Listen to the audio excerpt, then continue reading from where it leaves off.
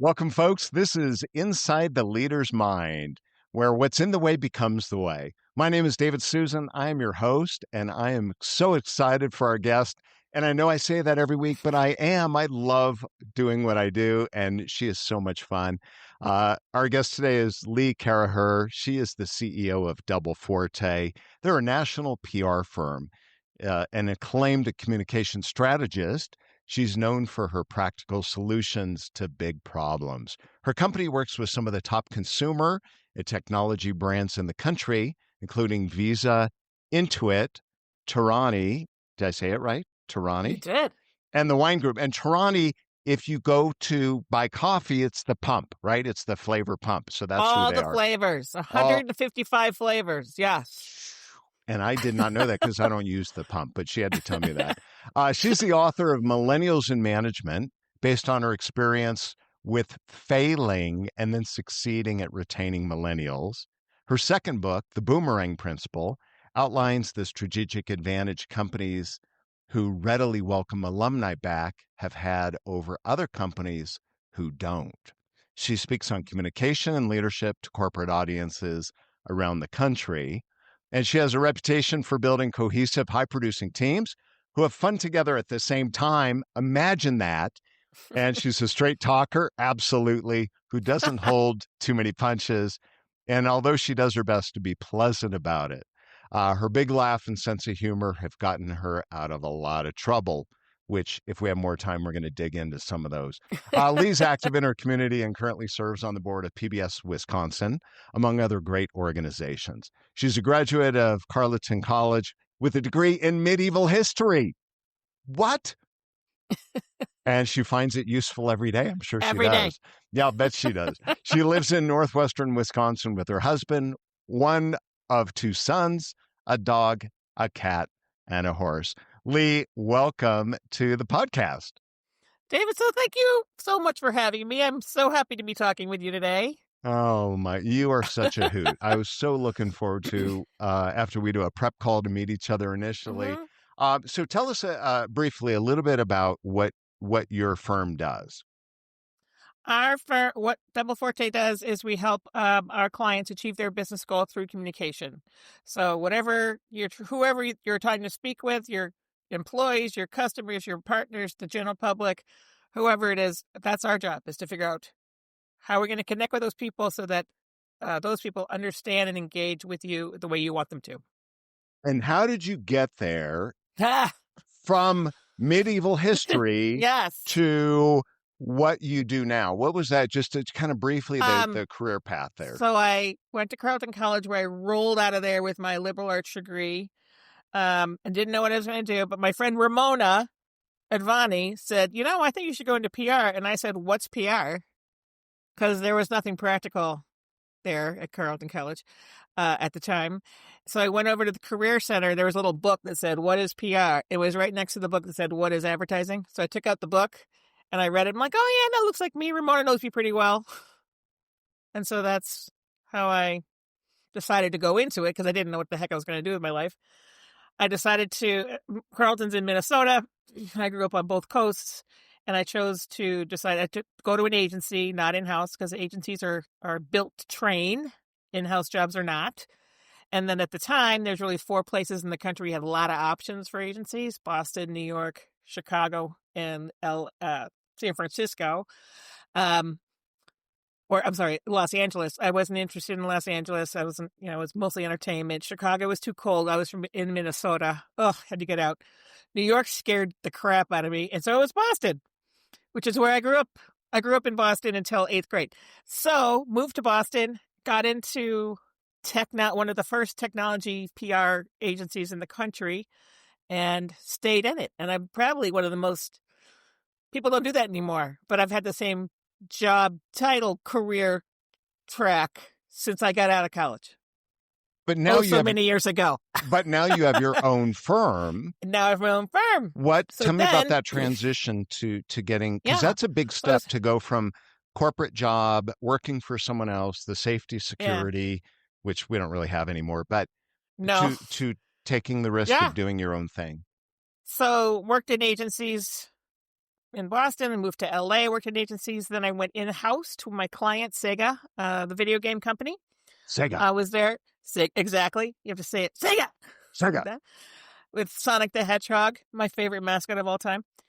I was there for 5 years, was recruited to one of my first agencies back to start a practice for them, Weber Shandwick, which is part of IPG. Did that. My mother got diagnosed with stage 4 lung cancer. Well, actually, before that, 9/11 happened, and I was like, and I hated my job at that moment in time. I really disliked my job intensely. 9/11 happened. I made some decisions because of 9/11 that were not well appreciated by my boss, which then were very much appreciated. And I was like, I cannot work for people who do not know what to do in this moment when our clients are asking us what to do in this moment. I was already not liking the job, so I exercised my contract, took some time off. My mom I was going to go back in-house. My mom got diagnosed with stage 4 lung cancer, 4 months to live. I said, I need a job where you can't do this. Today, I could have done it differently, but at that time, my parents lived in Wisconsin. I lived in California. I had to be where my mom was. I had to start my own company because I needed to be where she was, and we were not going to move from California. So that's how I started Double Forte, and that's 23 years ago. And when I started, it was like, I have a need. I'm the breadwinner in my house. My husband's the chief bacon. I'm the chief bacon officer. He's the chief home officer. So running a company like an agency, I knew how to do it. I've done it twice, like for other people. I was like, okay, I can do that. And so that's what I did. And how do you go about from starting a new company? How do you go about getting clients? Because you can't steal those that you already had.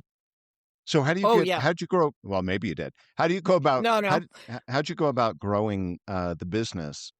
Yeah. Well, basically, so I had a partner, Dan Stevens, he was a minority partner, and I, who had worked together twice before. And we sat down in the room and we were like, who do we want to work with again? We made 3 lists. Who are we going to work with? Who we are never going to work with? And who would we work with under the right circumstances? So the who we were never going to work with list was like 40 people long because we worked at big companies. Right.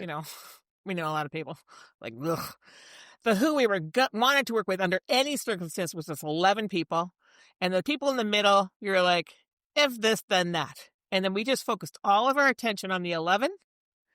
And by the end of the first year, we were working with 6 of them. And by the end of the second year, we were working with all of them. And today, 23 years later, half of our business is still connected to those first 11 people. That's remarkable. That's remarkable. Hindsight's 2020. Looking back, anything you would have done differently that would have accelerated the growth even more, or taken you in a different direction, if you had any kind of regret? Well, I think that so we were very disenchanted with the company we came from. We were both at the IPG company, and we made a list of rules. Like, what if we would have to work, because we did, if we have to be in an agency, which we disliked intensely because of our lifestyle choices, what were our rules going to be so that we didn't recreate the crap show that we just came from? Because there are not a lot of different models in PR agencies, particularly at the time. So we made this list. We wanted to be home by Friday at 6:00. We had never in our careers been home at Friday at 6:00. So we figured out what made us not be home at 6:00 on Friday. Can I swear on your show? It's okay with me. No assholes. So you have an asshole, they call you up Friday at 4:59 and they want something on, either tomorrow, Saturday, or Monday, and you're working the whole week because they didn't plan well. They're disrespectful. No one who disrespected us. So that improved our life bottom line. But it was definitely... you just said no at that point, or just said not going to happen until Monday? Well, no assholes. If they asked, we set up these rules ahead of time, right? But you had to pay us. We like to eat. No rules. We like to, we have to be interested. These are the things that would make us like the job. The no asshole rule, we knew a lot of people by then because I wasn't a young chicken. So if they came in and we knew who they were in that will not work with again platform. And we just said, we're busy. Let me find you somebody else. If you became an asshole, we fired you. We've done that 4 times. Okay, only in 23 years, we only did 4 times. Yeah. Only 4 times. And then if you started moving down that line, we would reset. And if we couldn't reset, they became the number, one of the 4 companies we fired. So what was that? That was revenue. That was revenue limiting, that decision. Life enhancing, revenue limiting. And I'm not sure I would make that decision again. I wouldn't change that decision. Anything you would change? Anything I would change? I would Not necessarily a regret, but maybe it's not a maybe an regret. approach to growing your business or hiring. Yeah. Well, hiring is we're excellent hirers, we're terrible firers. Whenever there was an issue on people, we waited too long. So, and it's sort of like when you hear people getting their hip replaced. Oh, I wish I did it when I knew I needed it. Right. That's the biggest regret on people that I have, because we hire excellent people, but it doesn't mean. So my second book's all about this. Just because you start with a company, we're so small. My company's so small. Even big companies, we cannot. It's such, it would be such hubris to imagine that we could maintain or keep in our corral of our business, which is intentionally small, the people that we hire because they're awesome and they might want to do other things, right? So when we hire someone, we know they're not going to stay with us. And sometimes I think we make it too comfortable for people who really should go somewhere else to be successful in their own career, as opposed to stay with us and be comfortable. And we just don't like firing people or getting rid of them, so we don't do it fast enough. It's that whole thing, slow to hire, fast to Yeah. fire, right? It's tough. It's tough. It is Especially tough. when you believe in people, right? So as we're talking about people, we're talking about leadership and inside the leader's mind. Do you have an overriding leadership philosophy of how you manage, how you lead? Yes, several things. One, we're a high input, low democracy organization. So I'm asking for lots of input all the time from any level. And whoever the decision maker is, I'm not always the decision maker, but you make the decision. You're never going to make everybody happy. You make the decision, and then you tell people the rationale behind your decision making. Because even if you did not take someone's input, it absolutely it bore weight on your decision. But if you don't respect the fact that people want to know why you made the decision, even when you ask for input that you did not act on, you're screwed. So high input, low democracy is one of our first things. And then we're a high appreciation organization. So we know that people who feel appreciated outperform those who don't. And teams who feel appreciated outperform those who don't. And individuals want appreciation in different ways. So one of the things we did, this was a news for me. This is halfway into my, 10 years in the agency.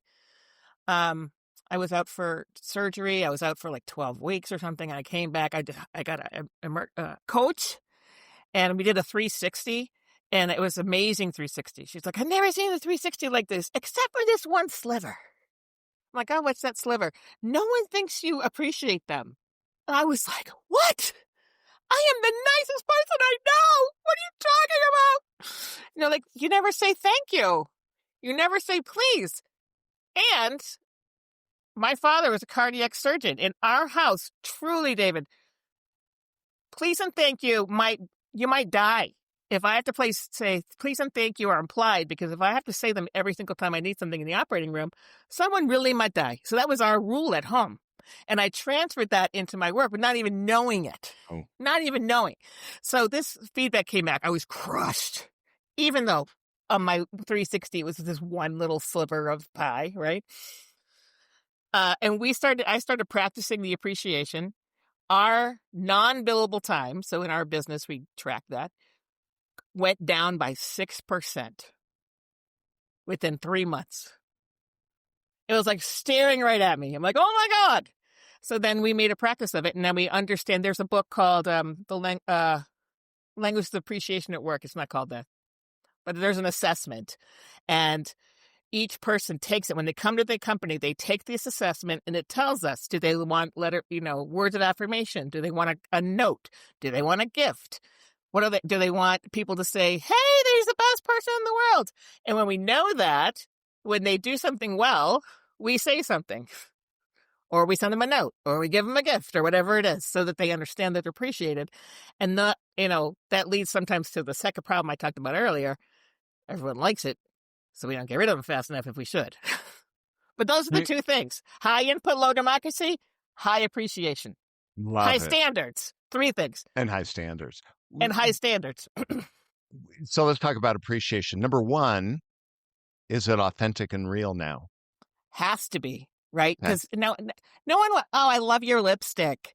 Or look at those shoes. I love your shoes. That's not appreciation. Yeah. Right?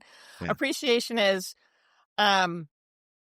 David, I really appreciate you worked your ass off on this. It was really challenging. I know you had a tough time with it, but you kept at it. You asked for help.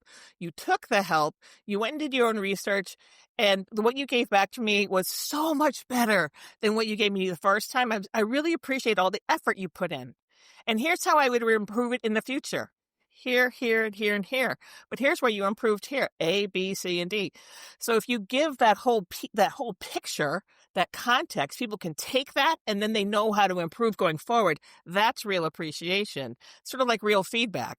Feedback, oh, you did a good job. That doesn't help anybody. Real feedback. This sentence needs improvement. And it's in the passive voice. It cannot be in the passive voice. Fix. Right. That's real feedback, So this whole thing about appreciation, which I'm a huge advocate for, I keynote on this. What, in your perspective, why do you think people they know it, the numbers are there. People you can share this and talk, hey, look, here's what it did. Why do you think other leaders don't do it? I think it's an age thing. I think there's definitely a generational divide on this. I think there's a lot of divides on this. 1 is an age thing. 2 might be gender, depending on how old you are and what gender you are. If you're a tech bro, you get nothing. If that's the culture. So it depends on what the culture is you're in and what you grew up in. So obviously I grew up in a culture that high performing, hired great people, never said thank you. That was the culture. That was my norm. So depending on what your norm is, you may not, until you're exposed to it, you may not know. You may not know. I didn't know. I had my own company for 10 years before I knew. So for other leaders, do you think it takes a smack in the head? Do you think it takes failure? Do you think it takes struggle before they're willing to recognize it? But then, even though they know it, they can read it, they hear about it, they still don't do it. I think they haven't heard that it matters to the person that they are worried about losing. So if I paraphrase that, it comes down to ego. They haven't bothered to get the input. They haven't asked. But it comes down to ego. Because they're not worried about, we chatted about empathy. Because that's a lot of what empathy is, right? My definition of empathy is not putting yourself in their shoes, because then it's you in their shoes, and you're seeing the world through your lens. But I believe empathy is really learning how to be them in their shoes, right? Understanding what it truly is like for the single parent, the person that's struggling financially or with a relationship, or that has to take care of their mom who has stage 4. My mom died of cancer also, right? Did your mom pass? I didn't even ask you. Yeah, that. she did. Okay. So that's how. Not in 4 months, in 4 years. Yeah. Yeah. And that was my mom. Same thing. About 4 years later. And so I think as leaders, like I said, it's ego. And we're only worried about ourselves and how I think. And we're not looking at the person and saying, what is it like to be them? So as we look at empathy, how do you stay empathetic without carrying everyone else's baggage and stress? And I think the one is this idea of that high standard. So here's the high standard. And if we give up the high standard, we have to give everything else up. We have to get rid of not working for assholes. We have to get rid of all those things because we have a high standard. Therefore, we can have the rules that we have, which are different than other agencies. Number 1. So if we give up the high, once you understand that, if you retreat on that high standard, then everything goes to crap. So that's number 1. Number 2 is, how do you support a person going through something? And to answer your earlier question, I think the first question is, if you don't think you can improve, if you have a boss who doesn't think they can improve, leave now. They're not getting any input. No, get out, right? You can control this. In terms of having it, but at the same, you can hold empathy for somebody, and then you can arrange for things around that person to support them through a situation. But if they don't, if you need to set a timeline on how long that will last. How long will you allow for less than, or move them into a position where they maybe park themselves for a while as opposed to be on the, go forward. And you just have to have that conversation. I think you need to park yourself for a while. And if you park yourself for 6 months while you're dealing with the situation, you will not advance. That is okay. That is okay. Because you're taking care of all these other things. And then when you come out of it, you'll come back out here, or you'll decide to do something else. But to imagine that there's only one way to work is a fallacy. That we all don't need flexibility throughout our tenure in an organization is a fallacy. If you want to have trajectory in your entity, Yeah. Does that make sense? It does. As you look at where we're at today, right? This generation, this year, this month, everything. What do you? Oh yeah, let's not go there. But try not to cry. Try not to cry. But because you never know when someone's going to listen to this. But when you look at it today, what do you foresee as a leader as the biggest challenges for you personally moving forward? Personally, well, because we can't control other people, we can't. But as a leader, managing and leading an organization with the world, not just the world, but just what's happening. We have AI, we have younger generation. We have, it's just, there's so much change right now. So much change. Well, I would say, I started this agency. We're a PR strategic communications firm, right? We started before Twitter. So we've changed our model 5 times in 23 years because the world of communication has changed. So we are used to change in our organization. We're used to change in our industry because of how much change, just how you talk to each other today is so different than you did 23 years ago. So one is what you have to be looking ahead.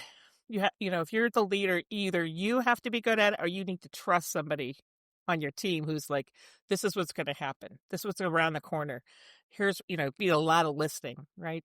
So that you can, you're not going to be right all the time. But if you don't have a vision for what it could be, your people will not, they're all looking to you for answers. I don't know anybody who's not looking for answers on this topic right now. What do you think it's going to be like in 3 years, Lee? I have no idea. Be willing to say, I don't know, but here's what I think is going to happen. And because this is what I think is going to happen, it's informed by these things. I think we're going to go here, here, and here. And we'll be on a road. And you need to be on that road. If you're not going to be on that road, I will help you be successful somewhere else. But this is a road we're taking, And I think I've probably helped over 20 people be successful somewhere else because they did not like the road we were on. Which I had said, the only way this agency succeeds is if we are relevant always. Agencies are only successful if they're relevant in that moment and they're relevant for the future. And what is relevant over the last 23 years has changed dramatically. So for everybody, not just me, but you have to be setting a path and you have to communicate that really well. And you have to have empathy for the people who are like, I don't like that path. When I joined here, this was what you're going to do. Actually, what we do for clients hasn't changed 1 minute. How we do those things for clients has changed dramatically since we started. So a lot of talking, right? You have to bring people along with you. It's exhausting. Here's my thing. Here's the thing about leaders today. I don't know of any people, CEOs I talk to, they don't know anybody who wants to take over for them. I don't want to be you. And that's going to be a big problem for all of us as we want to tap out. That's an interesting perspective. And I want to bounce off what you said. Yeah. Because you're talking about the future direction and strategy, et cetera. How do you balance working in the business versus working on the business? Not very well. I'm not great at it. Um, I'm like, well, I'll let you talk and then I've got some well, thought questions, I'm but gonna tell you, it's gonna sound so dumb. I actually color code my calendar so I can see it visually on in. So the ons are green shades of green and the ins are shades of purple. do you So if really? I look at, I do, I've because never, I'm in. that's brilliant. I've never heard this before. So then if I look at my calendar, like, holy crap, too much purple, or holy crap, no green, or whatever, right? And I have, based on, the way I work, I'm in my business, you know, I work I'm of counsel to all clients, Mm. and I work on two clients a lot for different reasons. So I'm really good at the kickoff, the pregame, the kickoff, and the 4th and 1. Everything else, not so much. 2 and 5, ugh. 3 and 2, ugh. But 4 and 1, send me in, coach, right? So that's what I'm really good at. And what I noticed, so one, I run a very small company that we all have to work on, and then I have to help everybody else. So first I color code so I can actually see it. I'm a visual learner that way. Because data helps me. The feedback helps me to say, oh, I think I'm doing this. Lee, you disappeared for 3 weeks. What do you mean? You were not helpful at all. So I learned how to do that after some feedback from people. Lee, you think you're working on the business, but you're not. I'm not great at it. I wish we had an integrator person, but we don't at the agency So can you give me an right now. example? Like, so these different color codes, let's say Mm-hmm. you're working on the business, right? You're creating Mm-hmm. vision, strategy, where we're going, the challenges we're dealing with. How do you, if you mark that on the calendar, what's an example of, so Oh, that I can kind of yeah. make it So concrete? how we do the business could, working on the business, it's like, what is, if it's for planning for clients, like, am I involved with enough planning for clients for next year so I can see it, right? Because if I'm setting the agenda for the agency, I've told everybody, if I'm not helping, if my job is to drink the clear water, their job is to drink like the watered down Kool-Aid, and our clients drink the full on Kool-Aid. My job is to be as clean as possible. So I have the cleanest point of view possible that's not jaded by the internal disease, which I can speak about because I was internal. So, but if I don't see enough, it depends on the time of year. If I don't see enough that I'm involved with those planning things, it's on the business because it's ensuring our clients moving forward. I'm not going to those meetings to say, David, here's our strategy for next year, kind of thing. Or if it's what's our tech stack, like the tech stack. We have consultants who work with us on the tech stack, but we have 25 people. We don't have a IT person, right? So that's me talking to a lot of other agencies, doing the research, doing the stuff, I assign, everyone has other tasks involved in the agency. Who wants to be involved with this? They help me. That's a task. Like, how are we going to set up for capacity? So if it's not capacity, if it's not performance, if it's not KPIs, if it's not strategy, leadership, those are the 4 real big things um, that I think about on the business. And then in the business is Lee has to write a press release today, or I'm writing a speech, or I have to travel with somebody because they want me to be there to coach them. Those are the 2 differences. And let's say your leadership ability right now, Yeah. leading, organizing, keeping people Yeah. motivated, inspired, not just delivering, but let's say, I'm going to make up a number. Let's say you're a 9 out of 10. Okay. Mm-hmm. Maybe you are a 10, but let's say Generous. there's always room for Yeah. improvement. Whatever your Always. number is, what, what would you look at and say, okay, here's what I think I need to do to move to be a 10, to go up a notch, to go up 2 notches, 3 Mm-hmm. notches. If you're able to step away I just for a minute. I bite off too much. I think I'm too capacious. Oh, I'll get that done. I can handle that. Um, I delegate. I don't recognize the. This is going to sound so terrible. I am usually one of the fastest people. I'm usually the fastest person in the room. I'm usually not the smartest person in the room, but I'm definitely the fastest person in the room. Like getting to an answer, getting stuff done. Like I can write something really fast. I mean, I've done it for so long, right? But I'm has to be reminded that not everybody works as fast as I do, even if they're smarter than me. And that gets me in trouble, right? In trouble what way? Oh, because I'm like, I assume that they could do it. We have to plan our time. Okay, that'll take her 10 hours. It takes her 20 hours. It's really Got it. good, but I lost freaking 10 hours in this. Like, why does it take you so long? And I have to remember that, no, I am the fastest person in the room, not the smartest. Now, let me ask you, because here's one of the challenges I see when I coach clients and I work with this is what happens is they then judge the employee and it puts too much I have pressure on to the not do it. employee. Yeah. Oh, no. Full in the China shop. Right. Right here. And I just say, I'll give you an example. So we just hired somebody who had been a freelancer for most of his career. He's been a freelancer consultant. And we brought him on board as a full-time employee doing the same thing that he's been consultant for. It is a very different role. Oh, yeah.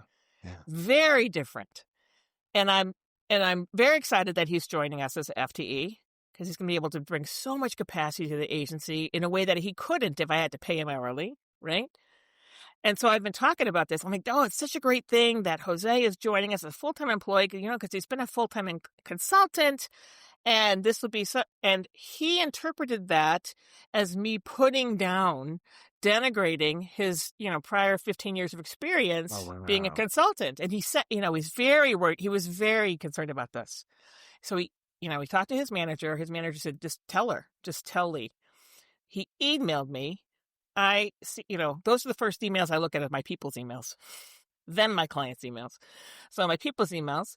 And then it came in and I immediately huddle him, which I use Slack. So WebEx, whatever it is. I immediately get him on the video. I'm like, Jose, I'm like almost in tears. Jose, I just saw your email.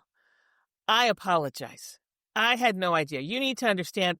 So, oh my gosh, if I made you feel less, or that we didn't, or I didn't value all the experience that you have, I apologize. That is not at all. What I'm excited about is that now you don't have to go hustle for work, so that you can spend all that time that you would have hustled for work, hustling for the agency, and we will benefit from it because you're now part of our team, fully integrated to our team. So, oh my God, I feel so terrible. But you just don't know how someone gets it, right? That is really, talk about ego. You just ego. don't know how someone gets it, right? I was like, holy crap. Now, I'm not going to sleep for the rest of the week. But the important thing for me was that I read it and I called him right away. And I didn't do it. I didn't do it very elegant. It wasn't elegant. I didn't sit down and go, okay, what are my key points? No. I just got on the phone. I said, Jose, I got your email. Oh my gosh, I apologize. And then we worked it out. Right.